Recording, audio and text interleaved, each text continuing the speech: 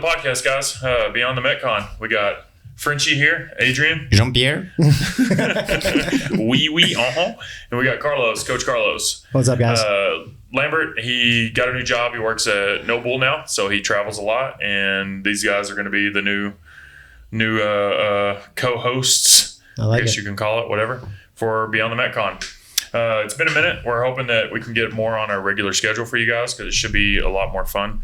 It's a little weird. I'm standing up. They're sitting down because we're tired. Yes. Old and tired. Old and tired. Oh, I'm not old. You guys are both older than me. But you're tired. If you have not met Adrien, he comes to the evening classes a lot, rides his bike in every time. Carlos, all of you, majority of you know him. Hopefully. Yeah, hopefully. Let's tell a little bit about ourselves, just a little bit, just because, I've done this podcast a million times, 12 to be exact, and you guys have not. So 12 million times? Yes, 12 million. That's why it sounds so good. Yeah. Hopefully, I will have a mic like theirs soon, and it won't sound shitty. But anyway, so Adrien, French accent, but American. Tell us about yourself. Yeah. What do you want to know? All right, Carlos. So, I'm an East Coaster from Pennsylvania. I grew up in Dunmore, Pennsylvania, small town. Played basketball my whole life. Went to college, stopped playing basketball, got fat. Worked and got into CrossFit. Cool. And kind of changed my whole view of fitness and lifestyle. Moved out to Salt Lake and... Yeah, brought me out to Salt Lake. My brother moved out here. I got big into snowboarding and getting into the mountains, and I love it here. Cool. Don't think I'm moving. Yeah, same. You're stuck with me. All right, Adrien. About like that. Okay. Just make me look good. Don't make me look that bad now. Yeah. Okay. Sure. So, I was born in the U.S., raised in France. Traveled a whole bunch. Did a whole bunch of different sports growing up. Tennis, fencing, soccer, obviously, cycling, horseback riding, It's like judo. you were bred for CrossFit, dude. All these Judo. different... Self-taught gymnast, French ninja. And yeah, how did I get into CrossFit? So back when I was studying in UK, I was just going to the gym and then got into Olympic weightlifting. Then when I moved back to France to start working, I actually, one day during my lunch break, I was just on YouTube and saw a CrossFit video from the, early days CrossFit games. And I was like, oh, that looks really cool. Yeah. Anyways, so I sent the video to my boss and I said, look, this is the next sport I'm going to do. And he was like, yeah, whatever. This only exists in the States. And then, so what I did is I went online on a whole bunch of forums to try and see if anyone had ever heard of CrossFit in France. And I found that tiny little group that said, hey, we meet up every single day by the river in Paris. And we just work out. We just do CrossFit. Yeah. You helped start the original CrossFit Paris, right? Yeah. So basically, the way it worked is so they said just we get there every day at 6 p.m. If you want to come join us, just show up and come work out with us. So one day I showed up and this guy showed up with his old BMW. He had ripped out all the seats in it, and he had a whole bunch of barbells and That's awesome. kettlebells and weights. And and then so they were just working out. There were maybe 5-6 people.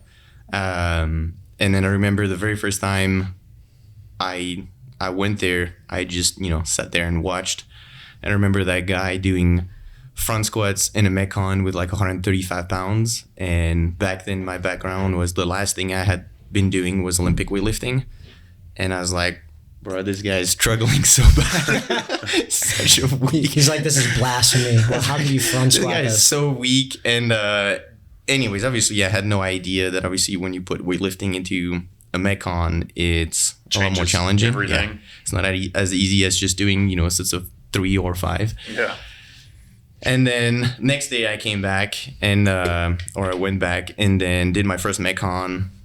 Probably just like anyone else, just like everybody else, almost threw up. And then never stopped since then. And so we started with like, I think at the beginning there were maybe like 10 of us total. And within like a few months, we ended up being maybe like groups of 50 sometimes. Oh, shit. Wow. Yeah, just outside. We're actually working out by the river underneath a building that was under construction. So we'd do pull-ups on the scaffolding. Super safe. And then as the construction went along, we ended up getting kicked out. And that's how the guy who originally started the group decided to open up like the first CrossFit gym. So, we all, like the core group kind of helped with that. And then Reebok got involved maybe a few months later, opened up the first like Reebok CrossFit gym in Paris. Oh, and yeah. it kind of like I forgot about that. blew up from there. It was called Reebok CrossFit Paris. Did you guys, Louvre. was it, What was it? Reebok CrossFit Louvre. Okay. A little bit of peanut butter in the mouth. Yeah. did you guys start off like every other typical CrossFit in the U.S.? We all started off in an industrial park and just a warehouse type deal. Or were you guys in like a retail area? You said Reebok got involved, so I'm sure it. So Reebok that was helped a lot. like literally downtown in like the really nice part, like a historical part of Paris. Very close to the opera. Okay. So really fancy part of town. And no, the other one, the very first one that we started was not necessarily like an industrial area. Just at like an old building, I guess. Just cheap rent, you able to get everything started up.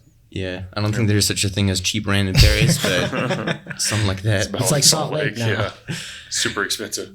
Well, cool. Well, a little bit about each other. That's awesome. The main reason I wanted you two on the podcast, Lambert, obviously, always have a place in my heart when it comes to the podcast, and I'm sure in you guys, Miss you, buddy. is that Adrien, I felt like you started from scratch of a CrossFit gym. You know what I mean? Like you started, like you said, from nothing and kind of helped start, not necessarily started like you bought in or anything, but kind of like one of the first adopters. And then also you've worked out with and seen like games level competitors and your everydayers, and just like yourself, you take class every day. So I think that's a good, cool perspective to kind of go from. And then Carlos, you being a coach for 11 years, 12 years, 10 years? Yeah, 2011 I started. Yeah. Personal training since I was 19. Yeah, no one knows how old you are, so... No, so I'm only 31. Yeah. Oh, okay. So you've been personal trainer for 10 years. Mm-hmm. Really? You're a personal trainer back in the Yeah, day? when I was in college, my Dr. Kreider, dude, from Crunchtown University, he had a Tai Chi class that I was taking as my elective, kind of like how we have the U takes their CrossFit class here. We had a good relationship. And he was like, I'm going to do a personal training class, 3 credits. You'll get certified at the end if you pass the test. So okay. I think IFTA was the first training. So like you were being personal trained, or you were doing personal training? We were doing anatomy. We were taking the courses. We had the legal aspect of it, of liability when you're training people, to structured programming. And gotcha. so yeah, we passed. It was my buddy Luke and I jumped in on it. And my sophomore year, I got certified. I did my roommate's programming, my brother's programming. Oh, okay. And didn't really know too much about it, but I had fun. Yeah. So you've been doing it for a long time, been training people for a long time. You've been to regionals yourself, you said? Yeah, Was that on a team or? When normal people used to go to regionals, Yeah. right? I think it was 2012 regionals down in Virginia. Gotcha. I've never been on any of that level. But that kind of brings into the subject of what I wanted to talk about today is basically like the subject is going to be kind of arbitrary, but I want to talk about the different levels that is CrossFit and what it means for the everydayer, the competitor, because I feel like a lot of podcasts out there, they're done by top level CrossFitters, or they only talk about top level CrossFitters. So it's kind of like, what are the games people doing? What are those guys doing? How can you become a competitor? How can you become one of the best people in the world? So I think that having that conversation is key. But what I mean by that conversation is talking about everybody else, like the 99% of the population. Exactly. Yeah, the majority of the people. I think with CrossFit, you see the CrossFit Games and you see all that as someone who doesn't do CrossFit, and so you're like, oh, I have to be able to do that in order to be a CrossFitter. So, kind of starting it off, we have our everydayers, and the biggest thing I want to touch on these things is like as a coach, and then as someone who you have your L1, right? Mm-hmm. So you've coached. I used to. Oh, okay, well, inspired. I just didn't renew it. Right. But you got a good understanding of training, I feel like. Right? Yeah. Well, sure. Well, you've been a coach, you've done training. What I want to talk about is like what makes an everyday CrossFitter. Like what does that mean? So if like I'm never worked out before and I want to try CrossFit, what does that look like? Do I go, 3 times a week, 5 times a week? Like what does that look like? Do you know what I mean? Usually when we get a new person, sorry, I didn't mean to cut you off. No. I'll usually say, should I go every single day? And my answer is, if you feel good. Usually I'll say, come 2 days in a row, take a Wednesday off, but come in. Yeah. Come in, ride the bike, stretch. And the biggest thing for me and our gym and our clients is communicate. Yeah. Don't tell me 6 months down the road that your shoulder's been hurting for 6 months. Right. Just having that conversation with people instead of, Yeah, and I think this microphone is not having a good time. But basically, this is how I look at it. So a scale of 1 to 10, 1 being you're brand new, you've never done CrossFit, 10 being the top CrossFit Games, say like 1st, 2nd, 3rd, 4th, 5th, something, top 10 of the CrossFit Games. That's your 10, your 1 out of 10. And then you have all the levels in between. Like 1 and 2 is going to be your beginner / been doing this for like 3 months. 3 and 4. I mean, I can keep going through the list. The biggest thing that I think is interesting is the different levels and going from one level to the next. So how do you become from a level 1, 2 to level 3, 4? You know what I mean? And I'm not saying like a level system, like you need to be able to do X amount of pull-ups. You need to be able to back squat X amount of weight. Like what I'm talking about is going to be like preparation and recovery and all these different things. In your everyday CrossFitter, like most gyms program CrossFit, but I try to program everything. Like I don't shy away from anything whenever I make our programming. Like we do muscle ups, handstand walks, handstand push-ups, squat snatches. We also do air squats, push-ups, box jumps, like the simple stuff with the hard stuff. And I always try to route the workouts to make it to where it's someone like Adrien or yourself, Carlos, you've been to the games or to regionals, is you're going to see progress. So what are your thoughts on like, one, like the programming being that way, and then 2, do you think that all CrossFit gyms should do that? Do you think that like what I'm doing is quote unquote a correct way of doing it? Do you know what I mean? Yes, I do. Okay. No, I think yeah. I mean, I think you'll always please more people by programming for quote unquote the top, and then modifying to make it easier for people who may not be able to do certain movements yet. Gotcha. Because my biggest thought on that is it intimidating for someone who's brand new? I think it sometimes can be, but that comes down to the gym, the environment, the coaches, the owners. One of the best things was talking to like someone new when they came in here. I heard it yesterday. Actually, it was Rhea. She put something on Sugar Wad. Was like, I love this gym. People are so encouraging.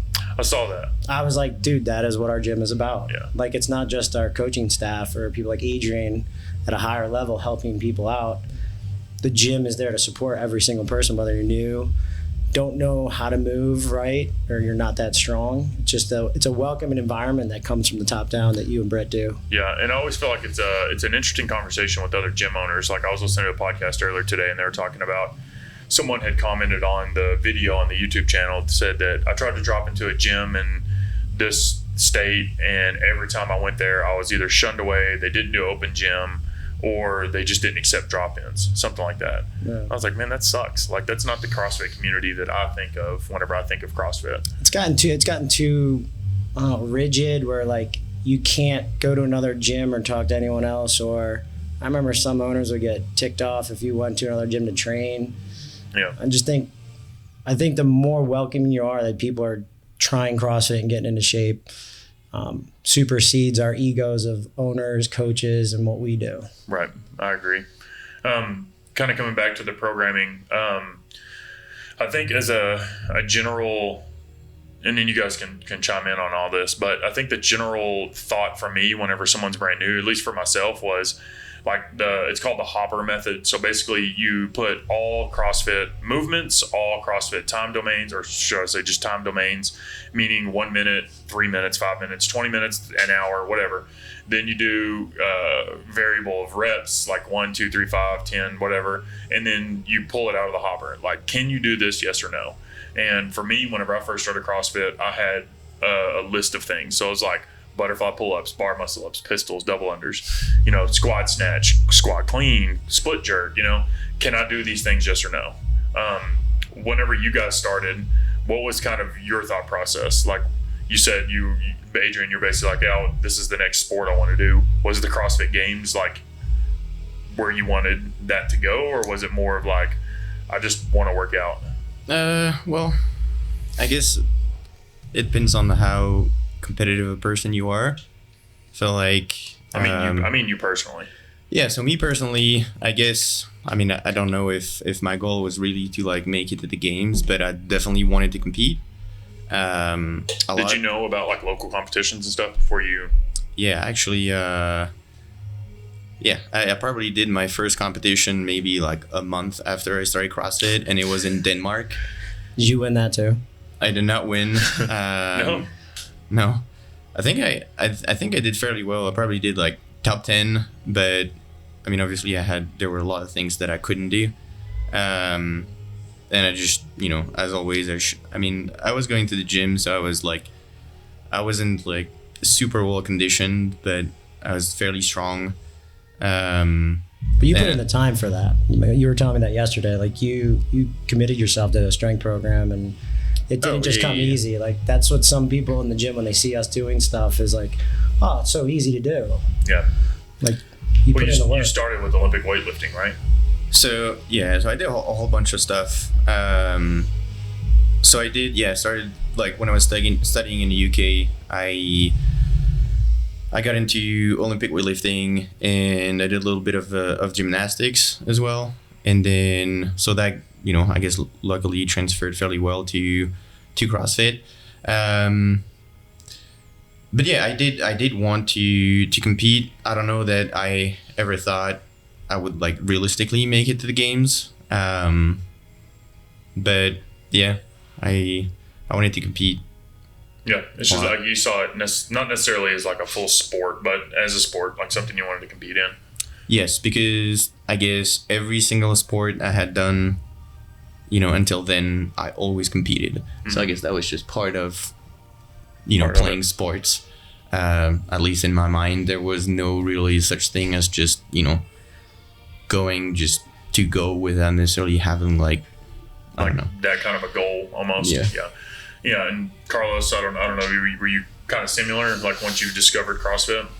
Mine was weird, man. I was doing jiu-jitsu and got hurt, and ended up in this warehouse in Glenside, Rob Miller's gym. Was really weird, and I got into it.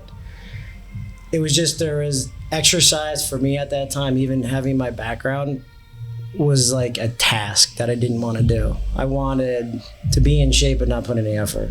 Gotcha. CrossFit kind of taught me how to do that, but it was just fun with the scoreboard and the trash talking. Yeah. Like 5 a.m. people, like their scores, and like getting on there being like, did you cheat this morning and count off by twos? And then Saturdays it would bring everyone from different classes to compete against each other, and that brought off the competitiveness that I had growing up playing basketball. Stay close to your mic whenever you're talking. It okay. Just makes it sound a little better. So having that competition that I lost after high school was huge. It made it more fun, and the people were cool, man. They were different people, and it was hard work.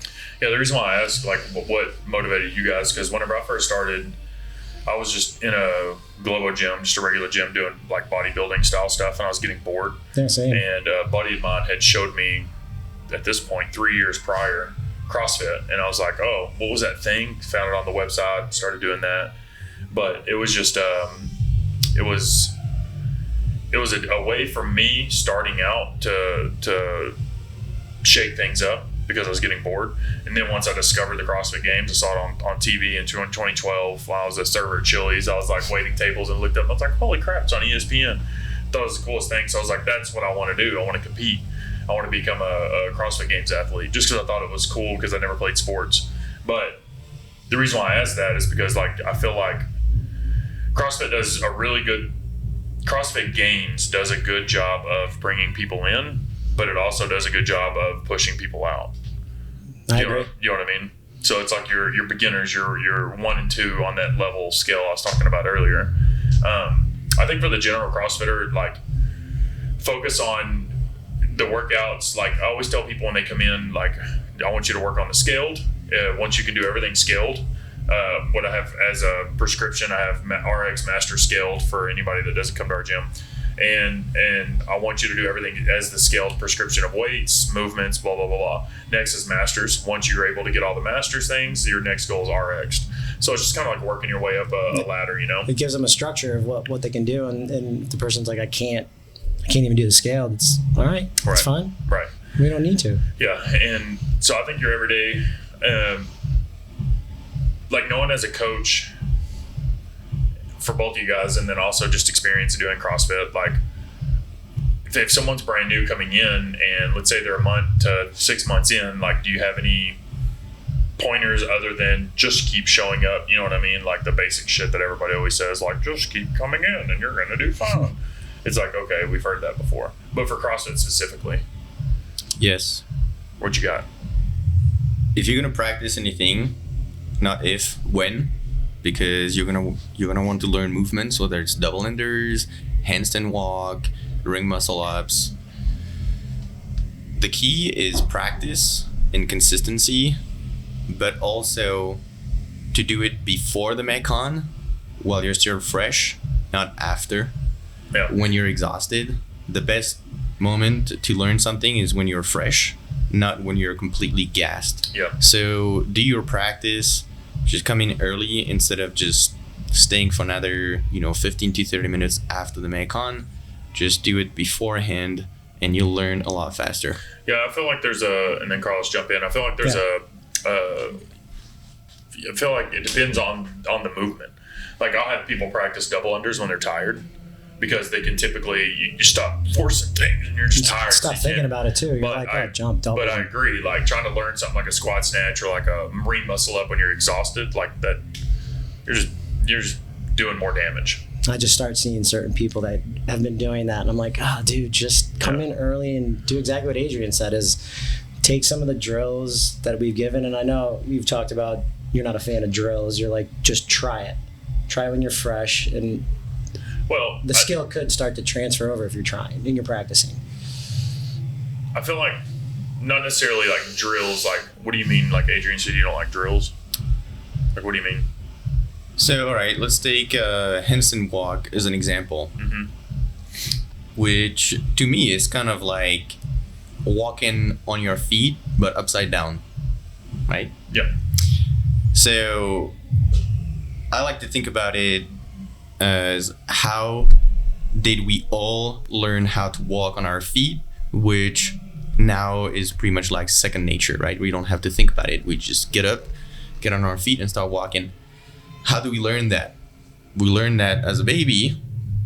We just try and fail until we get it, right? Nobody ever teaches you, like specific drills, like, hey, like step on the plate. Like, just, right foot in front of the left foot. Straighten your legs or whatever. Like, basically, babies just, they just try, fall until it becomes like natural, right? And like I think that approach works for a lot of different movements, rather than like breaking down the movement into like so many different steps and just working on like one tiny part of the movement instead of the entire movement. And then, yeah, I mean, you may fall like on your back. No, you will. But you'll be fine. You'll recover from it. It's not that bad. It's not going to hurt Just that don't bad. do it on the asphalt, right? That's, you want to do I mean, it even on the gym asphalt, floor. if you fall, I mean, you'll be fine. I mean, it Unless won't. you're at one.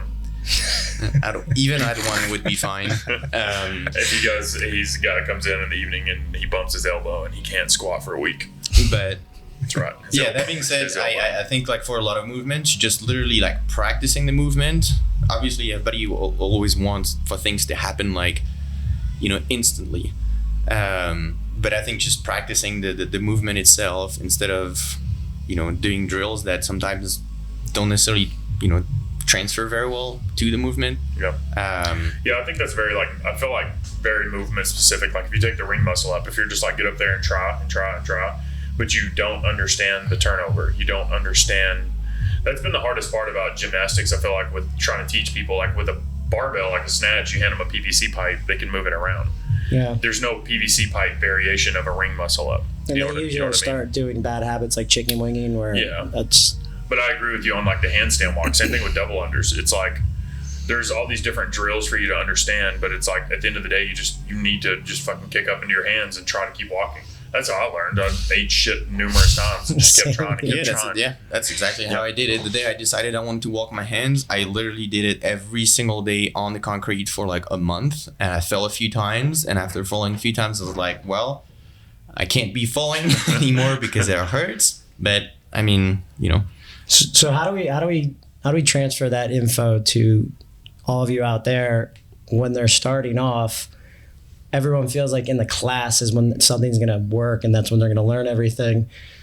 I think what I was talking about earlier in writing down the list of things, because I was talking to Swin one day and he was telling me he's like, I always tell myself I need to practice double unders and I always forget until we have double unders. And I'm like, oh shit.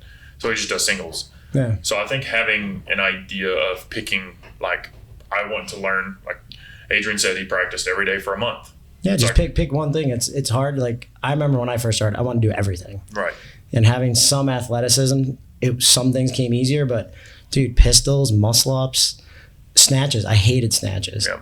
It just destroyed my shoulders. But I did it all wrong, Right. and had bad habits, and I just kept doing it over and over again. Yeah. I think that has to do with the coach. I'm I also a agree. big fan of, if you want to learn something, just go 200% into it, as in do it every day. Yeah. And it will take you maybe like a month.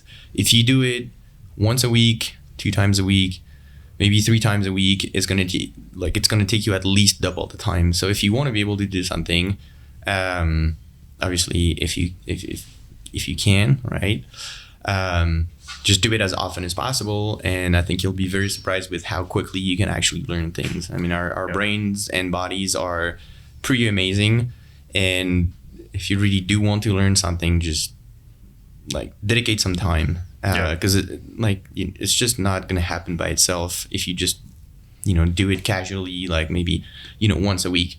And I think a lot of people could agree with that. Members who've been athletes here for probably a long time and still struggle to do double unders, I think they would agree that it's just that like you were saying, they haven't spent enough time on it. And with most movements, once you know how to do them, like double unders, once you know how to do double unders, you don't have to practice anymore. It's not going away. I mean, you'll know how to do double unders for the rest of your life, pretty much. Yeah. Yeah. No, I agree. I think that's a very solid point. Like, I think a way to prioritize what you practice would be what's done most of the time in class. Handstand walks. We walk on our hands in workouts. The only reason why I don't program them more is just because of our layout. Like, it's hard to write that in with barbells and rowers, and it's taking up all the floor space. But I would say like a handstand walk should be pretty low down the list of things if you have like double unders that you can't do, squat snatches that you can't do because of timing, maybe even ring muscle ups or bar muscle ups or kipping pull ups or something that I would say that comes out more often. Yeah. Once you've come a couple times or a couple weeks to a month, you might start seeing a pattern of the sense of like, okay, once a week I know we're going to do pull-ups. Once a week I know we're going to do double unders. Once a week I know we're going to do X. Yeah. Because I try to make sure that every week we touch on something. I know. I noticed that in like Sugar WOD, you can, like on our end, we can look at like the analytics of what we've used for that week, how many times we've done double unders, pull ups, monostructural and stuff like that. So it's kind of cool to look at all that. Yeah. And you guys do a really good job with that. I try. I mean, I still fall short, but I try. So another thing that I feel like I notice on a regular basis, and I'm sure you guys have seen the same thing like 1,000 times, is instead of being proactive, people are very like reactive. So instead of like I said, proactively working on a specific movement until they are proficient at it, people realize in a workout, oh well, crap, we have double unders today, I can't do it, and then they'll start practicing after the workout, literally for like 15 to 30 minutes when their shoulders are already gassed, there's no real learning happening, and then the next day that's it, it's already forgotten. So I would say if people really want to make progress, is like I would write down either on paper or in your head like a list of the movements that you want to do, dedicate like however many times a week you come to the gym. Just say on Monday I'll be practicing, just come in like 15 minutes early if you can, and just spend 10 minutes, because the goal is not to work to exhaustion, but to literally just practice.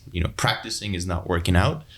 And I think that's also like a big confusion that people have.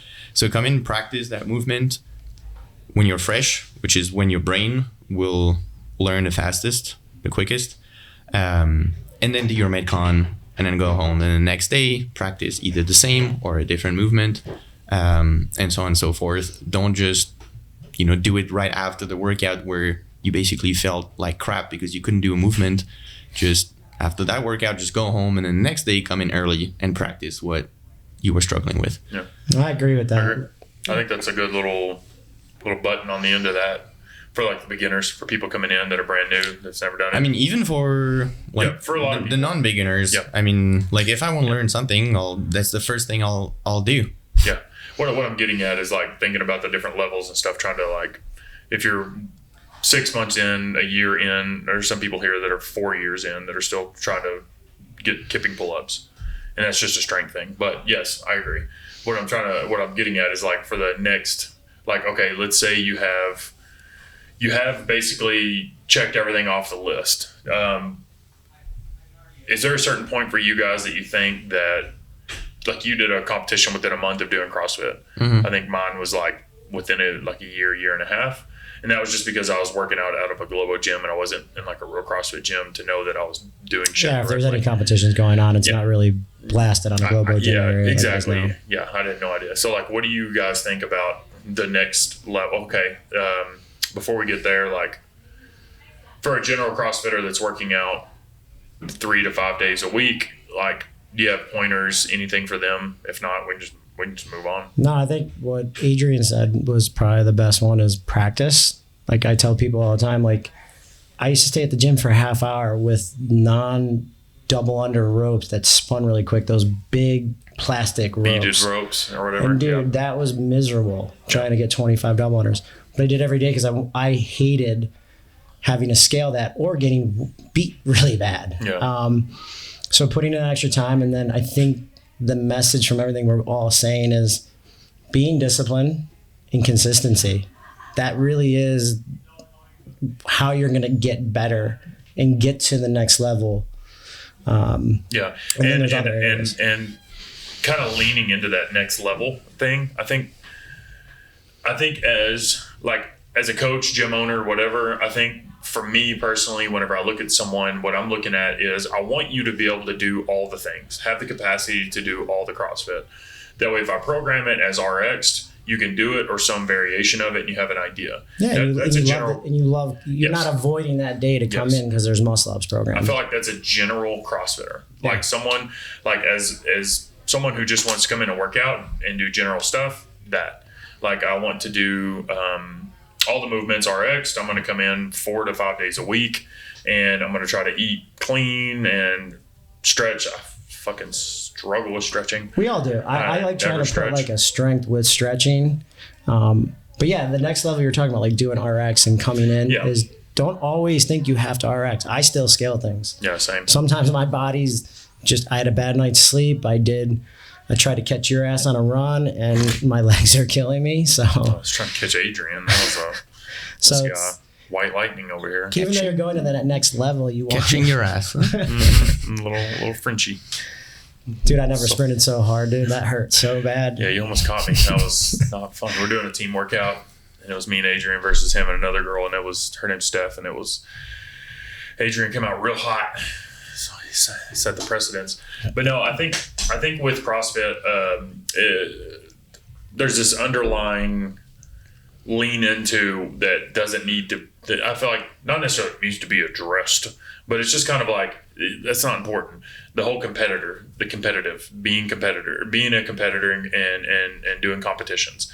Like it's okay to come into the gym and do the general class stuff and try to push yourself. Kind of like we were just talking about. Like that was just a day yesterday we worked out. Like we didn't win anything for winning. We didn't win shit. Like no prizes. No one won. Whatever. I think we won pride. There we I go. hate that. His little response when he was like, if we lost these guys, we were going to be so mad. And I was like, God damn it, dude, 5 reps. You. Yeah, you did say You're that. like, there's no way we want to I don't lose. recall saying that. No, you would never get upset for losing. Never. But I think like the inner box, inner gym, whatever competitiveness, I think can be very healthy and used in such a positive manner. Like if you look at someone else's score and you're like, I'm going to try to beat that. That's just pushing yourself beyond your limits that you had set for yourself or that you thought you had, and now you can.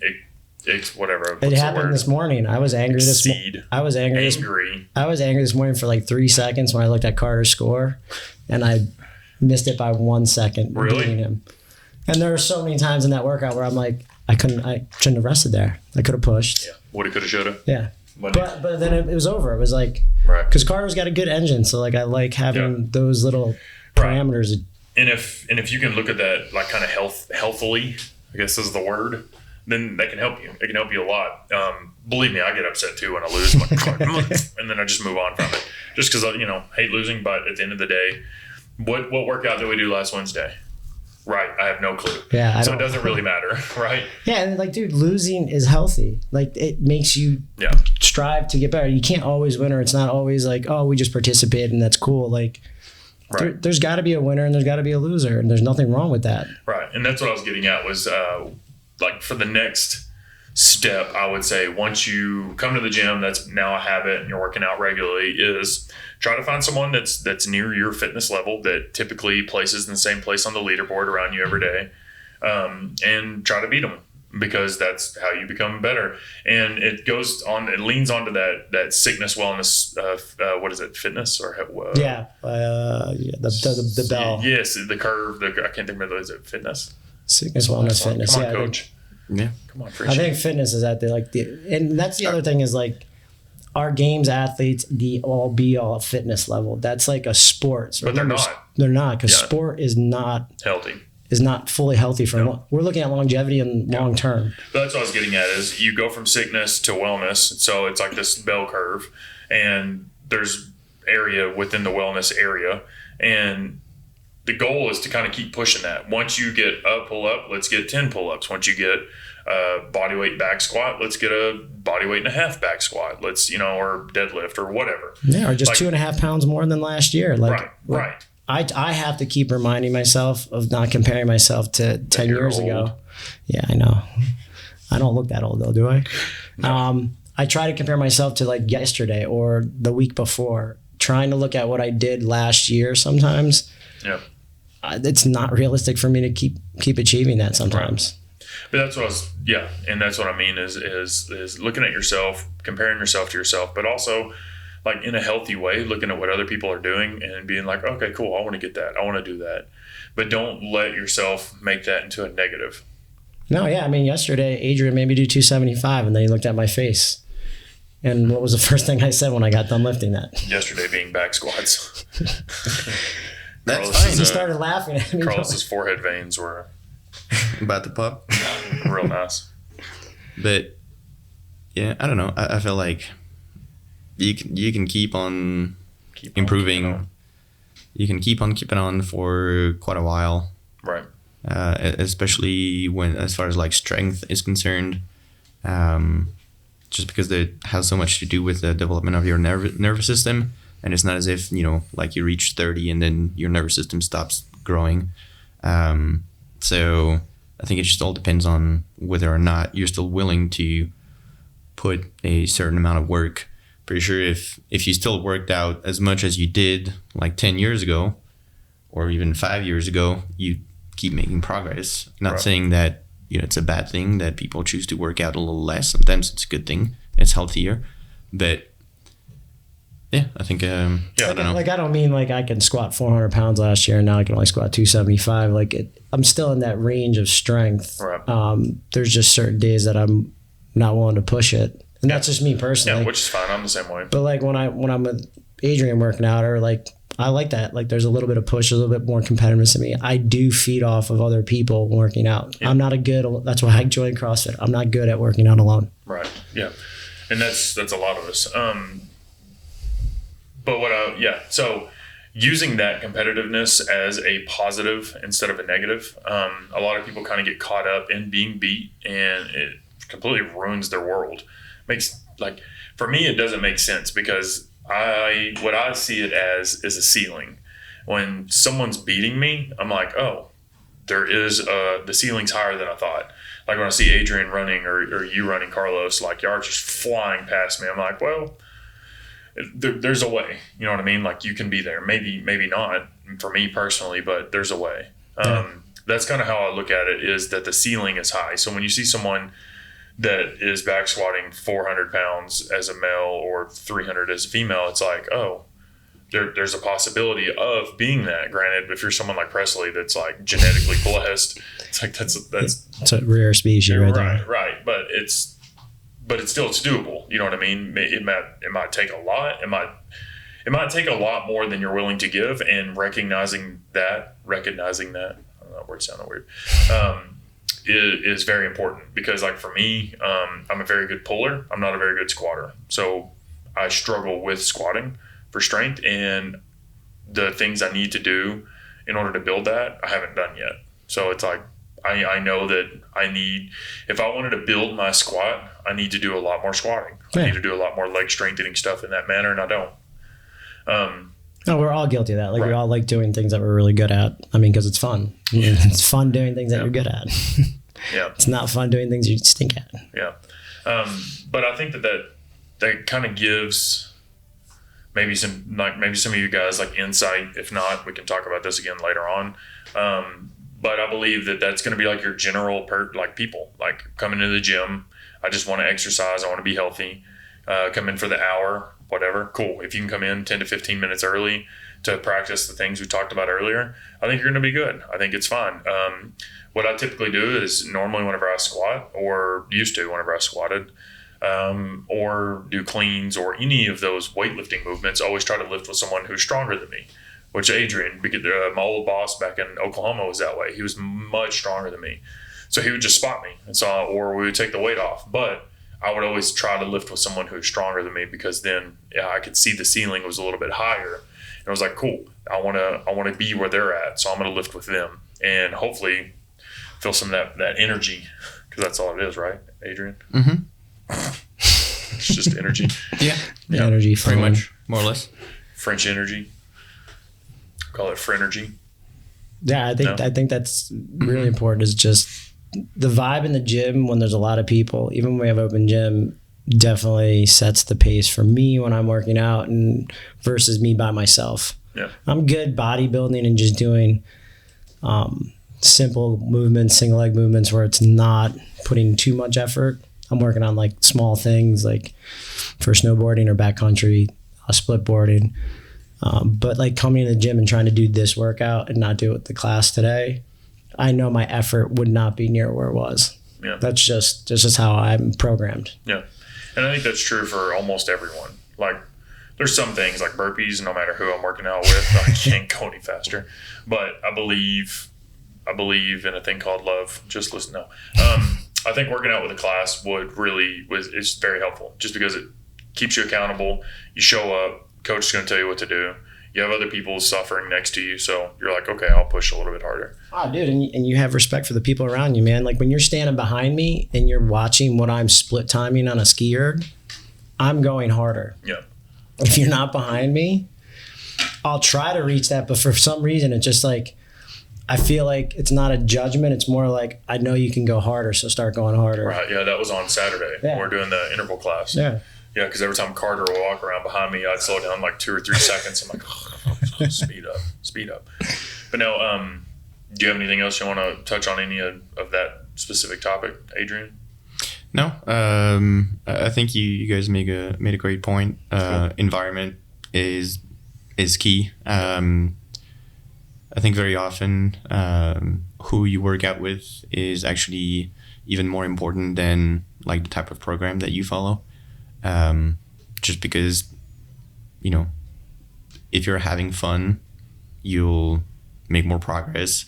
And if your environment allows you to push harder,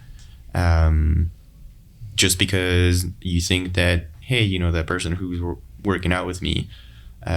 So obviously there are outliers that are, who are genetically gifted, but those are far and few between. But if, like typically you look around, people are like, we're all the same, right? And if you can do it, then I can do it too. There's no reason why.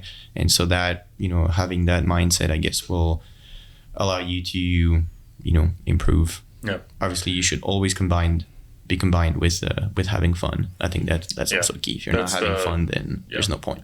I agree. And that's kind of like what I try to facilitate at the gym is the fun aspect.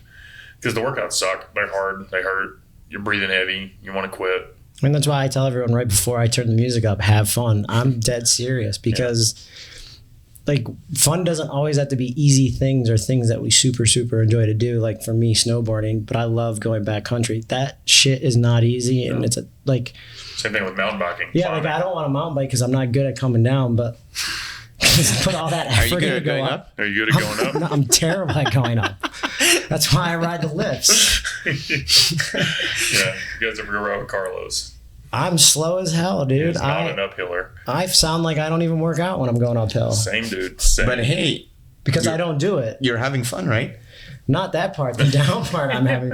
It's like hiking. I like hiking. Well, overall, you're having fun. Yes, the end thing. But like fun, like that's why people should be having fun here, and it shouldn't be like this is just a thing that I'm doing to check it off the list for the day. Coolest part when I first started is just hearing people like, I'm stoked to be here. I can't wait to get to the gym. I've been looking at videos, seeing people's scores, like the excitement. Yeah. I mean, dude, that's why I love getting up for our job at 5 a.m. Like it is fun. Yeah.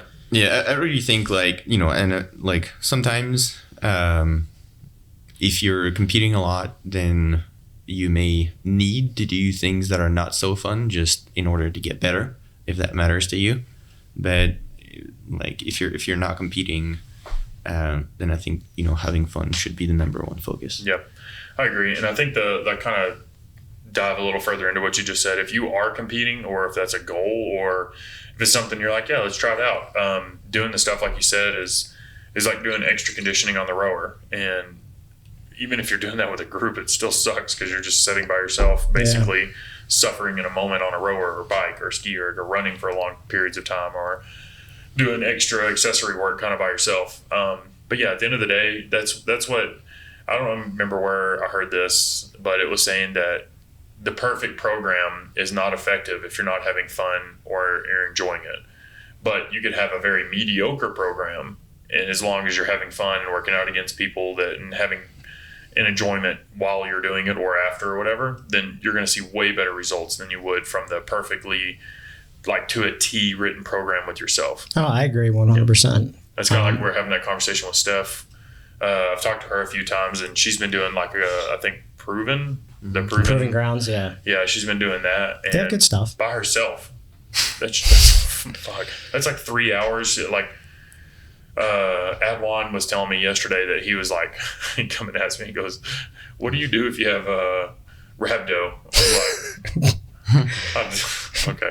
Was he worried he had rhabdo? Yeah. Because his From the lats and qualifier, biceps are from hurting? the qualifier workout. So I was like, "What's your P look like?" He's like, "It's If fine." he had rhabdo, he would have noticed it. Yeah, he was just By very now. sore. But he was saying that Steph did the same workout, and she was like, "Oh, I got to row a 7K later," and it's kind of like, whoa. Dude, I saw her after the workout, and I taught the kids class, and then she came back to the gym. I was like, I thought you left. She's like, well, I think I'm going to do some rowing intervals. I was Yeah. like, you're a savage. Right, and that's what you have to be in order to be Yeah, like better, be Yeah. She some wants of the to best. compete. Yeah, she wants to compete and be on that level. So And- it's kind of like that's what you have to do. And that's one thing for me competing. I was broken after 2012. I had chronic hip flexor issues. I had low back problems. I probably also didn't train that well. But Well, someone, Probably not necessarily that you didn't train well. It was probably that you just didn't recover well. I know. I had a full time job. I was coaching and trying to train. But I heard this on someone's podcast. It was a female Olympic medalist talked about being competitive, and it's the rule of thirds. A third of the time you feel good, a third of the time you feel okay, and then the other third you feel terrible. That's kind of like what it feels like when you're in that competitive nature or sport that you're training for. Right. It's not all sunshine and flowers, yeah. and rainbows. Yeah, I'll agree with that. Adrien, you've done Wadapalooza, I know. You've done some pretty high level competitions in the past. Do you feel like other than your shoulder recently, do you feel like you ever beat up? You don't stretch ever, do you? Rarely, no. And I get shit for that. Well, you get shit because you don't warm up. You show up 5 minutes late, jump immediately into class, and then yell at everybody because they didn't warm up. Yeah, and showed up late. don't do what I do. Yeah, that's one of those do as I say, not as I do moments. I hate that, and I need to work on that. So Dude, that's, someone told me, they're like, since you told me that, I'm like, screw you, Carlos. But anyway, What was your question apart from that stretching? do you like a croissant? Mm-hmm. Do you like a All right. espresso. croissant? No, Pain au chocolat? yes. French fry. Isn't that a movie? They call them American fries in France. Do you, No. do you call them French fries? Or do you Nope. just say fries? We just say fries. You say chips? Potatoes. That's English, right? Yeah, chips is English. Do you guys have tater British. tots? I'm not sure. I think they would. If French people made tater tots, it'd probably be amazing. Well, I think French fries are American, right? I don't know. Actually,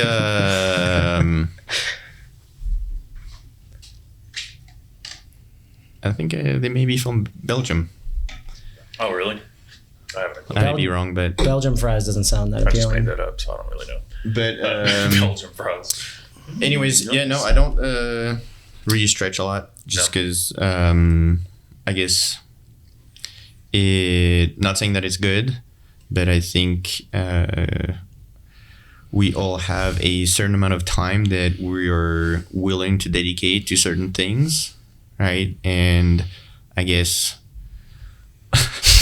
How are you gonna get out of this one? that amount of time, I just prefer working out. You know, the amount of time that I have to dedicate to the gym, I much prefer working out than stretching, Right. which is not a good thing. But I guess, so far I've been able to get by without getting injured. But you do a lot of other things that are super healthy that most people aren't. Like, he doesn't eat candies. He eats whole foods. He's hydrated all. Like, Yeah. you don't have a lot of bad habits. I feel like you check a lot of boxes that a lot of people don't. Well, let me tell you the secret. It's very easy. Yes. No, it is. I think, You make it sound- like, Staying hydrated, all it takes is putting water in. yeah, I think a lot of It's it has discipline, right? It's So just here consistency. lately, I've been telling people, I feel like kind of an asshole when I tell them this, childish. And I talked to you about this. Oh, yeah, we Like, talk- people being childish. And what I mean is, think of it like an 8-year-old kid who wants a candy bar, and the parents are like, "No, you can't have one." Kid breaks down, right? You know, I want this, I want this, I want this. We've all seen the kid at the grocery store that's flipping out because they want it. I feel like most people don't really grow out of that. They just apply it to different areas. Like, there's been so many times that I've worked with people on nutrition, And I'm like, hey, you kind of can't do that and expect to get the results that you want. And they're like, no. But I want to drink 12 beers on the weekend. Yes, I'm not willing to give that up. And it's like, why? Because you're being a child about it. And I'm not like saying like, oh, you're a kid. But it's like, think about that. Like Adrien just said, it's pretty simple. All you have to do is just put water in your bottle and drink it. It's literally that easy. But so many people are like, I just don't like the taste of water. I've heard that so many times. It's like, what does that mean? If I were to put you out in the middle of the desert, I can tell you exactly what that means. Whoever says that has never been thirsty. That's what I was getting at. Or they just drink tons of soda or sugar drinks, and that's what their palate drives them to drink. Like what I was getting at with Carlos, or what Adrien said was like, put him out in the desert. Oh yeah. You haven't had water for 6 hours. If I give you water, you're not going to drink it. You'd be like, no, I can only drink it. Freaking love it. I need I need lemon and something else in it. Yeah, exactly. It's country time lemonade. I say that, but I also get it. Like if you don't like sushi, or if you don't like spaghetti, or if you don't like pizza, or something like that, if you don't like any of those things, like just saying, hey, quit being childish and eat it. It's like, okay, well, that's different. But if your problem is you are dehydrated, just make yourself drink more water. Like it's literally, you have to have the discipline. Smartwatch, a phone, just set a timer every 45 minutes. Oh, I gotta drink some water. I mean, that's such an easy problem to fix. Yeah. I mean, it's just so easy. But it has to do with like food too. Like we went hunting last week and Adrien was with us and I was starving. Like I hadn't eaten anything except breakfast and it was like 6 or 7 p.m. And I was really hungry. So I was with another guy named Dan and he's like, hey, let's swing into Arby's. I was like, Adrien, you want something? He goes, no. Yeah, he's not gonna eat that stuff. And he didn't eat any of that crap. I respect him, dude, because when I'm that hungry, I'll shovel anything in my mouth. Right. And you know how many times I've been to Taco Bell? Actually, you know what really helped me control my hunger is fasting. Like a full day. A few years ago, I tried like different types of fasting. I've done like 24 hours. I think I've done like 48 hours. And then for like a while, I tried to do just like the 16-8, right? Mm-hmm. What 16-8 is you fast for 16 hours and then eat during like an 8-hour window, for those who don't know. And I think it really helps to teach you that you can go without. Yes, because so the feeling of hunger is related to a hormone called ghrelin that works in cycles, and you can actually change the way, like the frequency of those cycles depending on how often you eat. So the more often you eat, the more often the production of ghrelin comes up. But I think like, at least for me, something that helps a lot is like understanding how things work. Like, so if I get hungry and I know that, I don't know, and it may make me sound like like a crazy person, but like if I know why I'm hungry, meaning, hey, I know it's just like a hormone that's basically giving me, the hunger pains and stuff like that. Well, it's just making me feel hungry, but I know that if I just wait it out for like 30 minutes, then I'll be fine until the next cycle. And I also know that, hey, if I don't eat now, or even probably for like 3 days, I'm going to be fine. Like I can function like that because we used to function like that. Like it's not as if we always had like, food available within. So not eating every 2 hours, having a meal, like those fad diets. Yeah, I mean, I eat, I don't even have like a specific, and I'm not, by any means saying that I have the perfect way to go about it, but like I only just eat when I'm hungry. Like I don't eat protein shakes or anything like that. I'll eat in the morning or maybe a little bit if I'm hungry. Then I'll have like, a lunch and then like a big dinner, and I just eat when I'm hungry, and I eat just quality foods and just as much as I want until I'm completely full. Like, do you eat till like you're like bloated full, or just like I've had enough, like I'm not hungry anymore? Well, I don't eat until it hurts. Okay. No, yeah, But I feel like your body is also pretty good at telling you whether you need to eat more or not. Yeah, if I undereat, I wake up an hour into sleep and I'm starving, and I'll have to eat something, whether banana or protein bar or just a piece of steak or chicken. Yeah. So I try to. I wanted to fast so many times to try to teach myself that I don't need that, but I'm scared. It hurts. Like what he's talking about, I've had happen to me. Like, because I'm used to getting up at 5. If I sleep in one day and it's like 7:30 and I wake up, my stomach's killing me because I'm starving. Do you wake up hungry, Adrian? But it subsides a half hour later. No, I wake up. I eat so much at night or for dinner that, first of all, as soon as I get But off also, the you table, gotta remember, I'll fall asleep.